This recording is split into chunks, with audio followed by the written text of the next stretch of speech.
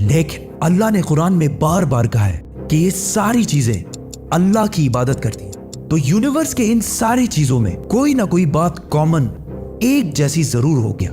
1300 دنیاؤں کو اگر ملا لیا جائے اس سے ایک جوپیٹر بنتا ہے۔ گیلیلیو نے دیکھا کہ یہ بھی باقی پلینٹس کی طرح گول ہے، لیکن جوپیٹر کے اوپر جو لائٹ ہے وہ مہینے کے ڈیفرنٹ دنوں میں بالکل بدل رہی ہے، اور اس نے دیکھا کہ وینس اور سیٹرن کا بھی یہی حال ہے۔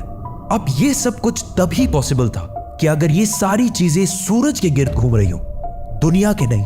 گیلیلیو نے یہ باتیں پوری دنیا کو بتائیں کہ یونیورس کا سینٹر دنیا نہیں بلکہ سورج ہے۔ آہستہ آہستہ ہمیں پتا چلا کہ زمین یونیورس کا سینٹر نہیں ہے بلکہ یہ سورج کے گرد گھومتی ہے، اور سورج بھی کوئی اتنی بڑی چیز نہیں ہے بلکہ سورج تو اس کے جیسے اربوں کھربوں سٹارز کی طرح ملکی ہوئی گیلیکسی کا ایک چھوٹا سا حصہ ہے، اور یہ ملکی ہوئی گیلیکسی اربوں سٹارز سے بنی ہوئی ہے، اور یہ سارے بلینز آف سٹارز ایک ہی سرکل میں گھوم رہے ہیں۔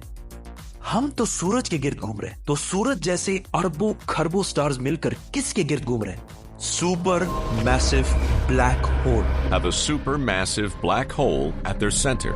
اس بلیک ہول نے جو ہمارے سورج سے 40 لاکھ ٹائمز بڑا ہے نے پوری گیلیکسی کو ایک گول سرکل میں رکھا ہوا ہے۔ جس طرح ہمارے سورج نے زمین، جوپیٹر، مارس، ان سارے پلینٹس کو ایک سرکل میں رکھا ہوا ہے، لیکن یہ گیلیکسی بھی کوئی اتنی بڑی چیز نہیں ہے بلکہ یہ لاکھوں اور گیلیکسیز کو ملا کر ایک چھوٹے سے کلسٹر کا ایک چھوٹا سا حصہ ہے۔ یہ لاکھوں گیلیکسیز مل کر ایک کلسٹر بناتے ہیں، اور یہ کلسٹر بھی کوئی اتنی بڑی چیز نہیں ہے بلکہ اس جیسے لاکھوں کلسٹرز ملا کر ایک سپر کلسٹر بنتا ہے، اور ایسے ہزاروں سپر کلسٹرز اور بھی موجود ہیں۔ اب آپ نے یہ نوٹ کیا کہ ان سارے سٹارز، گیلیکسیز، پلینٹس میں ایک چیز کامن ہے کہ اس پورے یونیورس میں ہر چیز کسی نہ کسی دوسرے آبجیکٹ کے گرد گھوم رہی ہے۔ اور جب رسول اللہ صلی اللہ علیہ وسلم بھی آسمانوں کی طرف گئے تو انہوں نے بیت المعمور میں فرشتوں کو نماز پڑھتے ہوئے نہیں دیکھا، وہ بھی کسی چیز کے گرد گھوم رہے تھے۔